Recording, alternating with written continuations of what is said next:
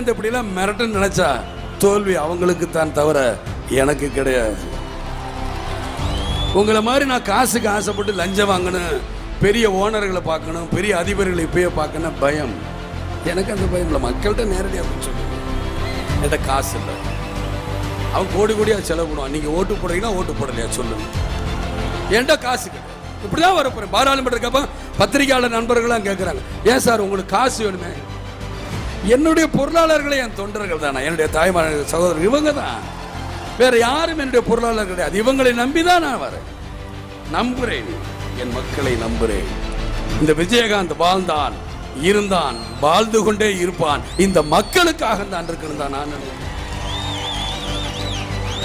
ஏன்னா எனக்கு அது கிடைச்சா போதும். இதுமே நான் பார்க்காத புகழா பார்த்துட்டேன். 150 படம் நடிச்சு முடிச்சுட்டேன். உடனே 150 படம் நடிச்ச விஜயகாந்த் முதலமைச்சர் ஆசை